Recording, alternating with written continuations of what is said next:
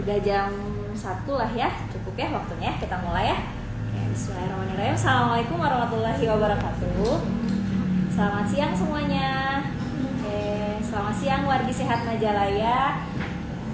Ini sekarang kita lagi ada di acara IG Live RSUD Majalaya ya. Kami sekarang sedang mengadakan IG Live mengenai ngobras ya, nama acaranya, yaitu ngobrol bareng asyik dan sehat. Nah, ngobras ini pertama kali nih kita adain ya IG Live-nya. Jadi ini adalah acara IG Live pertama dari RSUD Majalaya. Nah, ngobrol asyik sehat ini temanya kali ini kita mengangkat judul mengenai tips aman berpuasa bagi penderita diabetes. Nanti saya akan ngobrol-ngobrol bareng Dr. Desiawati SPPD mengenai tips aman berpuasa bagi para penderita diabetes. Oke, nanti saya akan hadirkan Dr. Desi SPPD ya. Dok. Oke dok, selamat siang dok. Selamat siang. Ya, gimana kabarnya dok? Baik. Sehat ya dok ya? Sehat. Iya. Ya, ini kan sekarang kita mau IG live tentang tips aman berpuasa ya dok ya. Cocok sekali, mungkin beberapa hari ke depan kita akan melakukan ibadah puasa. Mungkin dari wargi sehat Majalaya juga ada beberapa penderita diabetes ya dok ya. Mungkin mereka bertanya-tanya dok, gimana nih untuk pasien-pasien diabetes, apakah boleh berpuasa atau enggak? Terus nanti minum obatnya gimana nih? Masih boleh minum obat atau karena puasa kan nggak masuk makan gitu ya, nggak usah diminum aja obatnya gitu. Terus nanti kalau misalkan puasa bakal lemes nggak dok? Soalnya saya pernah dengar dan banyak juga sih masyarakat dan wargi-wargi Majalaya menanyakan perihal itu. Mungkin nanti bisa dokter Desi menjelaskan lebih lengkapnya dok ya. Ya, silakan dok. Ya. Selamat siang Bapak Ibu semua, teman-teman semua. Sudah lama sekali ya kita nggak berjumpa. Biasanya kita ada berkumpul-kumpul sebelum Ramadan. Kita biasanya ada simposium, tapi karena terhalang dengan COVID selama 2 tahun ini kita belum bisa berkumpul kembali. Tapi syukurlah kita sekarang ada IG Live. Mungkin nanti Bapak Ibu yang ingin bertanya tentang diabetes, kita refreshing lagi apa sih diabetes itu, terus bagaimana selama bulan puasa ini ya. Awalnya ini saya ingin ngingetin dulu nih, sebetulnya diabetes itu apa sih? Diabetes itu nama lainnya disebut juga DM. Jadi kalau misalnya ditanya DM yaitu diabetes mellitus, atau nama lainnya juga disebut kencing manis. Gejala kencing manis ini cuma buat mengingatkan aja. Yang paling sering adalah pasien akan cepat haus, dikit-dikit haus, cepat lapar, berat badan turun, dan sering buang air kecil. Sering buang air kecilnya tuh biasanya kita ngehnya baru pada malam hari. Malam hari kok bolak-balik kencing. Nah, kemungkinan kita curiga itu suatu diabetes mellitus. Itu gejala yang khasnya. Tapi ada juga gejala yang nggak khasnya yang biasanya muncul pada penderita diabetes, seperti mata kok tiba-tiba buram, pakai kacamata nggak pernah cocok gitu ya, ngelihat jauh, ngelihat deket masih rada susah. Kemudian luka, yang paling sering tuh ada luka-luka yang susah sembuh, dikasih betadine aja nggak sembuh gitu ya. Gatal-gatal, kesemutan, itu juga gejala yang sering muncul pada pasien dengan diabetes. Nah, itu baru gejalanya aja. Jadi gimana dong buat pastinya? Buat pastinya ya kita harus periksa ke laboratorium. Kita harus cek ke dokter untuk memastikan. Terus kadar gula darah yang berapa kita sebut gula darah diabetes? Gula darah puasanya harus di atas 126. Atau gula darah sewaktunya di atas 200. Tapi tentunya dengan gejala-gejala yang khas seperti tadi ya. Jadi kalau memang Bapak Ibu mempunyai gejala yang khas, hasil laboratoriumnya kok rada tinggi, coba konsultasi ke dokternya, saya benar diabetes atau bukan. Nah, tadi tentang diabetes. Nah, sekarang tentang berpuasa. Puasa tuh ada resikonya nggak sih? Ada tentunya. Kenapa? Karena ternyata puasa itu resikonya terjadi gula darah yang ngedrop, atau kita sebut hipoglikemi. Hipoglikemi itu kita sebut jika gula darahnya kurang dari 60. Nah, terus gejalanya apa? Gejalanya tangan gemeter, keringet dingin, dadanya berdebar, lapar, terus kadang linglung, pasiennya ditanya kok nggak nyambung gitu ya, sakit kepala yang berat. Itu salah satu gejala gula darah ngedrop atau hipoglikemi. Itu resiko puasa yang pertama. Resiko puasa yang kedua, hiperglikemi, gula darahnya berlebihan naiknya. Gejalanya hampir sama, rasa haus yang hebat, lapar, sering kencing, terus kadang linglung, ada nyeri perut, mual, muntah. Nah, gimana ngebedainnya? Ngebedainnya tetap kita harus cek lab gitu ya. Kalau tidak punya kalau kita nggak sempat ke lab, kita ada pemeriksaan darah yang mandiri. Nah, alat-alat gula darah yang mandiri itu bisa kita pakai. Resiko ketiga dari berpuasa adalah dehidrasi. Karena kan selama berpuasa kita kurang cairan dan itu resikonya dehidrasi. Dan seperti kita ketahui, pasien diabetes itu cenderung gula darahnya kental. Nah, saat kita berpuasa makin kental dia, makin dehidrasi, dan akibat berikutnya adalah resiko yang keempat adalah trombosis. Trombosis atau kita sebut juga penyumbatan. Penyumbatan bisa terjadi di mana saja, bisa di tangan, bisa di kaki, biasanya di ujung-ujung jari. Kenapa tiba-tiba jari saya tuh nyeri gitu ya, atau kehitaman, biru. Nah, itu yang kita sebut trombosis. Itu resiko berpuasa yang harus diketahui oleh Bapak Ibu sebelum memulai berpuasa pada bulan Ramadan ini. Terus gimana dong? Jadi saya harus puasa atau enggak? Ternyata walaupun resiko puasa banyak, ternyata hampir 90% pasien diabetes tuh cenderung akan puasa. Ya nggak apa-apa sih, yang penting kita harus tahu resikonya. Dan keputusan puasa itu memang keputusan diri sendiri. Mau dokter mau ngomong gimana juga, kalau memang niat berpuasa ya mangga, silakan jalani puasa, tapi bicarakan dengan dokternya dulu. Aman nggak nih saya untuk berpuasa? Terus resiko saya apa sih kalau saya berpuasa nih, maksain puasa? Jadi untuk Bapak Ibu ingat, kalau Bapak Ibu ingin berpuasa, kita harus tahu nih, kita tuh beresiko tinggi, beresiko sedang, atau beresiko rendah buat berpuasa. Yang dimaksud beresiko tinggi, kalau Bapak Ibu dulunya pernah ngedrop gulanya, tahun lalu waktu saya puasa tuh saya sering ngedrop. Nah, hati-hati nih, berarti Bapak Ibu beresiko tinggi untuk berpuasa. Atau baru berapa bulan kemarin, 3 bulan terakhir ini saya baru dirawat dengan gulanya terlalu tinggi atau gula ngedrop, itu juga terlalu beresiko untuk berpuasa gitu ya. Pasien hamil juga sebaiknya jangan berpuasa dulu karena itu juga termasuk golongan yang beresiko tinggi gitu ya. Nah, jadi gimana yang harus diperhatikan? Saya pengen berpuasa, saya sudah konsultasi ke dokter, saya boleh berpuasa mangga. Yang harus diperhatikan adalah pertama, cairan dan pola makan. Jadi kita harus lebih baik ya Bapak Ibu punya alat gula darah sendiri. Tapi kalau nggak punya ya sudah nggak apa-apa. Yang penting kalau terjadi gejala ngedrop, gejala gula darah tinggi, haus yang sangat berat, atau sumbatan tangan tiba-tiba nyeri sekali, itu langsung ke rumah sakit untuk mengkonsultasikan gejala Bapak Ibu ke dokter. Nah, jadi sebelum berpuasa ingat pola makan nggak boleh berbeda dengan pola makan harian. Jadi kadang ya kalau kita bulan puasa tuh makan terlalu berlebihan. Wah, makan sahurnya memang sedikit, pas makan bukanya gitu ya. Nah, itu sebaiknya sebaiknya kita hindari lah. Sebaiknya kita tetap makan seperti biasa aja, cuma kita rubah jamnya, yang satu sahur, yang satu buka. Dan kebutuhan kalori untuk orang diabetes itu 40% kita makannya pas sahur, 40% pas buka, boleh 20% cemilan gitu ya nanti. Ingat, minum harus cukup. Jadi itu untuk mencegah dehidrasi dan sumbatan-sumbatan. Karena orang diabetes yang darahnya kental itu bisa menyebabkan sumbatan-sumbatan. Dan makan sahur sebaiknya seakhir mungkin sebelum kita mau memulai puasa. Hindari minuman berkafein kayak kopi. Kenapa kopi sebaiknya kita hindari? Karena dia bikin kencing terus-terusan. Sementara kita sedang berpuasa, akibatnya cairan kita kurang, kita dehidrasi.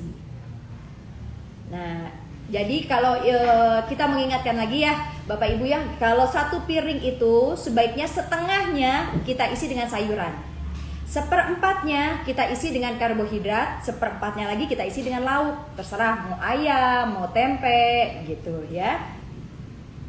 Tadi nutrisi dan cairan. Terus yang kedua, aktivitas fisik. Gimana nih selama puasa? Boleh.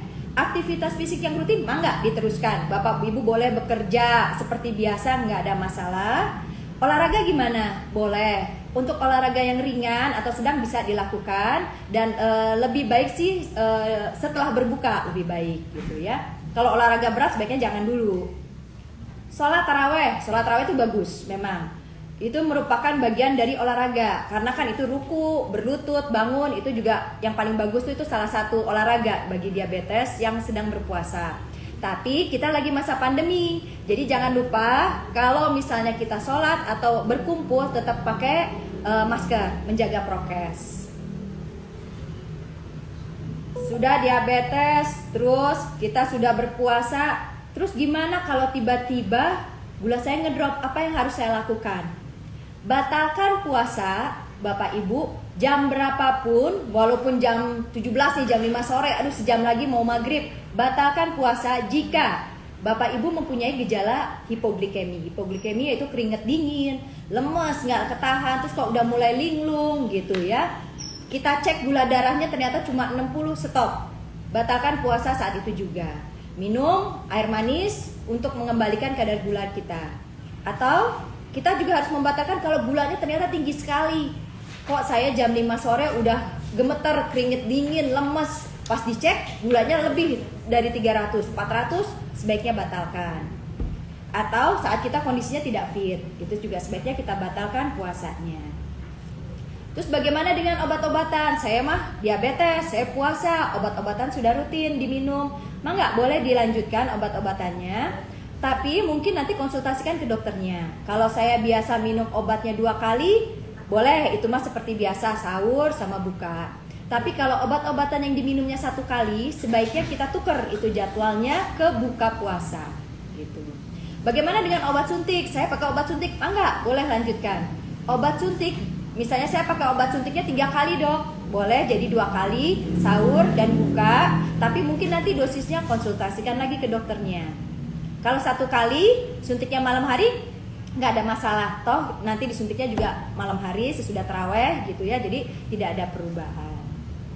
Jadi paling itu aja Bapak Ibu, saya mengingatkan. Nah, oh iya, satu lagi nih, makanan-makanan saat bulan Ramadan yang sering nih, kurma gitu ya. Ingat Bapak Ibu, kurma, 1 butir kurma itu mengandung 23 kalori. Jadi kalau misalnya kita makan 3 kurma itu sekitar 60 kalori, itu berarti 1/3 piring nasi gitu ya. Jadi hati-hati kalau makan kurma. Terus sebaiknya sih untuk yang Bapak Ibu dengan gula darahnya masih bagus, sebaiknya makan seperti biasa aja, tidak perlu tambahan apapun gitu ya. Terus bagaimana dengan gorengan-gorengan? Gorengan hati-hati juga. Nih, pisang goreng, bala-bala 1 potong itu mengandung 60 kalori. 60 kalori itu berarti kira-kira 1/3 piring nasi gitu ya. Terus es buah. Es buah itu setara dengan 1 piring nasi. Jadi hati-hati kalau kita mengkonsumsi itu saat bulan Ramadan gitu ya. Makanya saya bilang tadi, bulan Ramadan mangga boleh berpuasa, tapi makan seperti hari-hari seperti biasanya. Tidak berlebihan, tidak ditambah-tambah dengan makanan yang terlalu manis gitu ya. Paling itu ya, Dokter Ila ya. Iya, siap.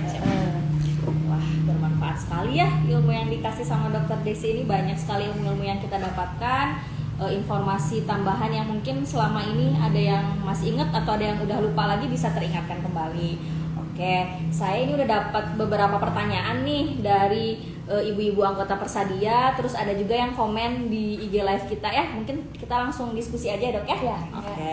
Pertanyaan yang pertama ini dari Ibu Rani anggota Persadia Majalaya. Katanya bagaimana menjaga agar kadar gula darah saat berpuasa tetap stabil pada penderita DM? Apakah ada hal khusus dok yang dilakukan pada saat sahur dan berbuka biar stabil, katanya ada gula darahnya kayak gimana? Jadi ya itu, terima kasih Bu Rani. Jadi ini juga Bu Rani salah satu anggota Persadia yang aktif loh di kita Persadia Majalaya. Jadi supaya stabil, tadi seperti nggak bosan-bosan saya mengingatkan. Jadi di bulan Ramadan itu tetap pola makan seperti biasanya, tidak ada perubahan. Cuma makannya jadi 2 kali dan makannya dirubah jamnya sahur dan buka. Jadi tetap nggak perlu lagi kolak, kan di bulan biasa juga kita nggak makan kolak gitu ya, nggak makan es buah gitu, nggak makan gorengan-gorengan yang berlebihan. Jadi diharapkan di bulan Ramadan ini kita berpuasa sama, makannya saja dirubah sahur dan buka, porsinya sama seperti hari-hari kita biasanya gitu ya Bu Rani ya. Oke, yang kedua ada pertanyaan juga dok, ini dari Bu Epon. Katanya apakah penderita DM yang pakai insulin boleh berpuasa nggak dok? Ya, Bu Epon juga nih juga anggota Persadia kita yang aktif juga. Bu Epon tuh memakai insulin ya. Jadi untuk teman-teman yang penderita diabetes yang memakai insulin, mangga boleh tetap melanjutkan berpuasa. Tapi ingat dicek dulu nih sebelum berpuasa kadar gula darah saya berapa. Kalau kadar gula darah saya di atas 300, sebaiknya tunda dulu untuk berpuasa. Tapi kalau kadar gula darah ibu-ibu, bapak-bapak semua bagus, di bawah 200, mangga berpuasa tetap dengan insulin. Tadi seperti saya bilang ya, saya tadi ceritakan di awal bahwa kalau pemakaian insulinnya 2 kali, boleh tetap dilanjutkan 2 kali, sahur dan buka. Tapi mungkin kadar yang sahurnya harus diturunkan dosisnya, gitu. Misal nanti konsultasikan ke dokternya, saya harus diturunkan berapa. Kalau yang suntiknya 3 kali, jadi 2 kali, karena kan makannya kita jadi cuma 2 kali, sahur dan buka. Tapi tetap lagi sahurnya sebaiknya dosisnya diturunkan. Kalau yang suntiknya cuma 1 kali malam, tidak ada perubahan.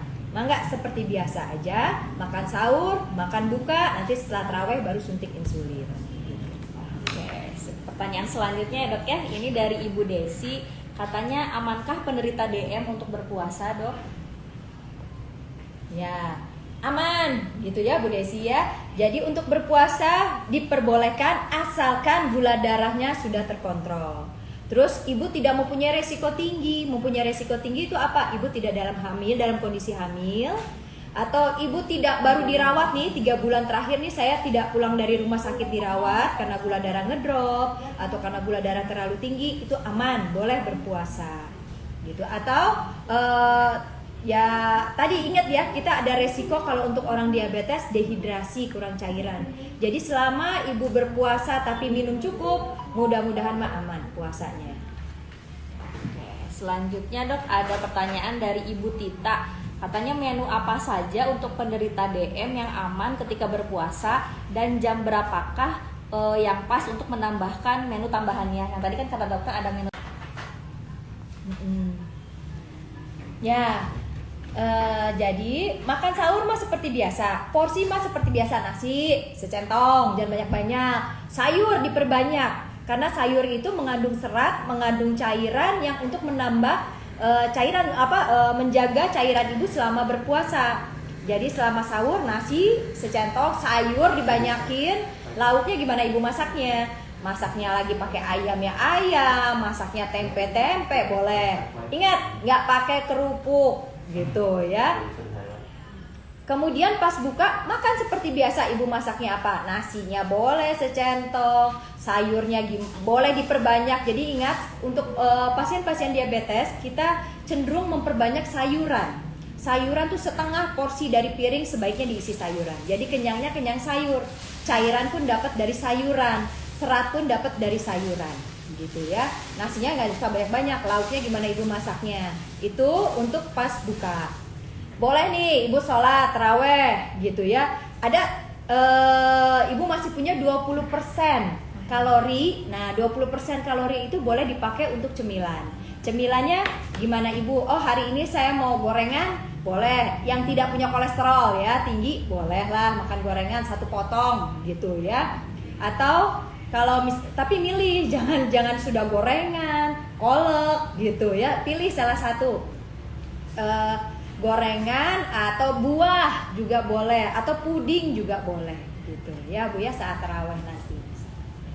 Wah, antusiasmenya banyak sekali ya dok ya. Dari anggota Persadia banyak yang nanya, terus dari teman-teman yang ikut IG Live juga banyak yang nanya ya dok ya. Oke, pertanyaan yang kelima dok, ini katanya jenis sayuran dan buah-buahan apa saja yang harus dikonsumsi yang baik untuk penderita DM? Buah-buahannya apa aja katanya dok? Buah-buahannya sih bebas Bu, gitu ya. Ibu mau adanya jeruk boleh, pepaya boleh, buah naga boleh, pisang juga boleh gitu ya. Tapi buah-buahan itu jadi cairan yang banyak cairannya, karena buat menambah cairan saat selama berpuasa. Kemudian kalau sayurannya sih bebas, boleh aja, apa aja yang ada di rumah ibu mah boleh, mangga gitu ya. Oke, selanjutnya ini dari peserta IG Live kita ya dok ya. Ada yang nanya dari Dadan 234 katanya. kenapa dok kalau misalkan puasa kok malah menaikkan kadar gula darah gitu? Bukannya kalau puasa kan kita nggak masuk makan mungkin ya, jadi gula darahnya rendah, tapi ini kok bisa juga ya dok ya naikin kadar gula darah, katanya seperti itu. Ya, jadi itu anehnya gitu ya. Jadi yang sudah kita tahu ya, kalau kita nggak makan pasti ngedrop, gula darah tuh akan turun. Nah, tapi di badan kita saat gula darahnya, saat kita tidak makan, ada pemecahan lemak. Pemecahan lemak itu akan menghasilkan gula. Nah, pada orang-orang diabetes, pemecahan lemak ini tidak terkontrol. Akibatnya gulanya akan tinggi dan kita sebutnya sebagai ketosis, ketoasidosis gitu ya. Nah, itu yang berbahaya pada pasien diabetes gitu, karena dia kalau orang biasa dia memecah lemak dengan terkontrol, tapi kalau pada pasien diabetes dia ada gangguan, pemecahan lemaknya akan berlebihan. Nah, itu akan menyebabkan gula darahnya naiknya berlebihan juga, tidak terkontrol, dan akibatnya pasiennya jadi sesak gitu ya, sesak nafas karena pemecahan gula yang tidak terkontrol secara berlebihan, dan karena memang ada gangguan pada pasien diabetes, dan itu kita sebutnya ketosis gitu ya. Itu termasuk sesuatu yang berbahaya, dan biasanya pasiennya jadi sesak, nafasnya sesak. Terus gimana pertolongan pertamanya? Minum dulu aja yang banyak, batalkan puasa, minum yang banyak dulu untuk mengganti cairannya gitu ya. Terus ada pertanyaan juga dok, ini dari Nurul, katanya kalau misalkan makan nasi merah boleh nggak dok untuk penderita diabetes? Terus porsinya apakah sama dengan nasi putih atau bagaimana dok? Ya, terima kasih Bu Nurul.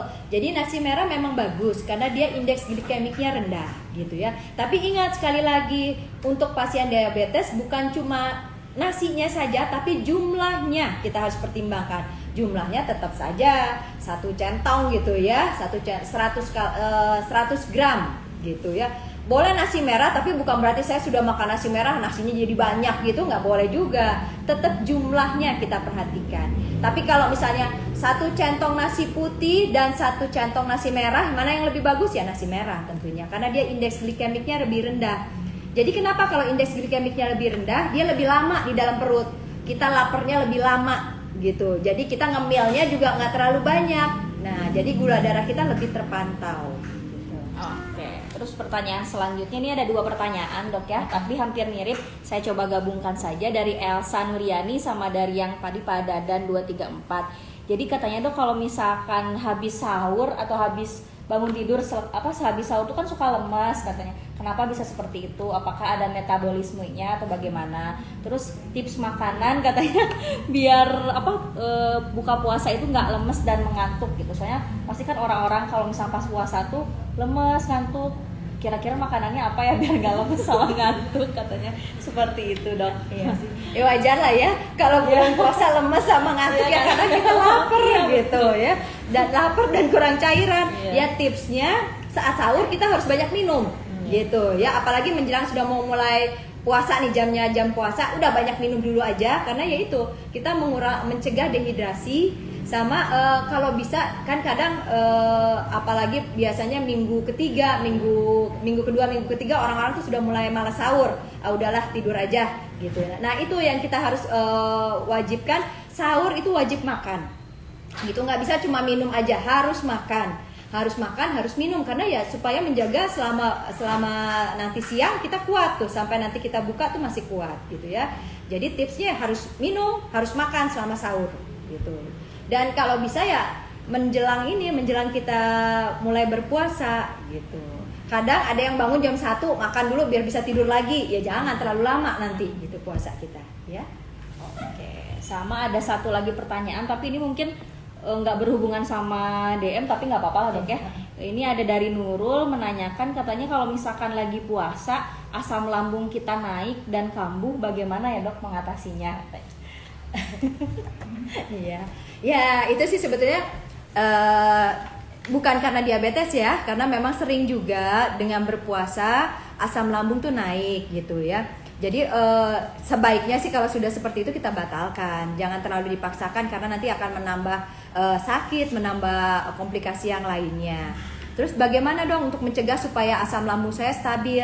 Kalau memang Bapak Ibu mempunyai sakit lambung, sebaiknya konsultasikan ke dokter. Mungkin nanti dokter akan memberikan obat, dan obat itu mungkin diminum sebelum sahur gitu. Jadi biar untuk melindungi selama 12 jam kita berpuasa, dan nanti juga kalau memang sebelum sahur saya sudah minum obat ke masih sakit, biasanya dokter akan memberikan obat lagi sebelum buka gitu ya. Jadi kalau memang Bapak Ibu yang mempunyai sakit lambung, sebaiknya konsultasikan dulu ke dokter. Mungkin dokter akan memberikan obat-obatan supaya menjaga ibu bisa bertahanlah selama bulan Ramadan ini. Oke, nambah lagi nih dok pertanyaannya. Mantap ya memang. Ini nih dokter Rudi nih dok nanya katanya. Katanya nih ada slogan berbukalah dengan yang manis-manis. Gimana nih dok menurut dokter Desi, kata dokter Rudi. Betul, dokter Rudi. Jadi berbukalah dengan yang manis untuk pasien-pasien yang bukan diabetes gitu ya. Tapi untuk pasien-pasien diabetes, berbukalah dengan makanan yang sehat gitu ya. Makanan sehat ya makanan sehari-hari, tidak perlu manis, yang penting ada nasi, cukup sayuran, lauk pauk ya yang seperti biasanya, tidak perlu berlebihan berbeda dengan bulan-bulan sebelumnya. Sama saja seperti bulan-bulan yang seperti bukan Ramadan kita makannya gitu ya. Jadi boleh berbuka dengan yang manis khusus buat pasien-pasien non diabetes. Oke, sip dok.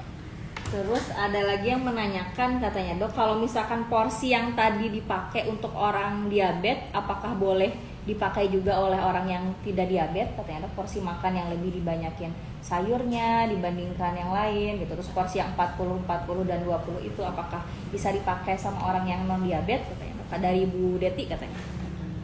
Jadi memang boleh sekali Bu. Jadi justru kita menganjurkan porsi makan tuh seperti itu. 1 piring setengah tuh harus diisi sayuran. 1/4 kita isi dengan karbohidrat. Boleh nasi, boleh roti, boleh kentang. Bukan double-double ya, boleh. Jadi pilih salah satu. 1/4-nya lagi kita isi dengan lauk pauk. Boleh ayam, boleh ikan, terus tempe atau tahu gitu ya. Jadi gimana masaknya Ibu? Itu memang porsi yang sehat yang memang kita anjurkan untuk semua orang.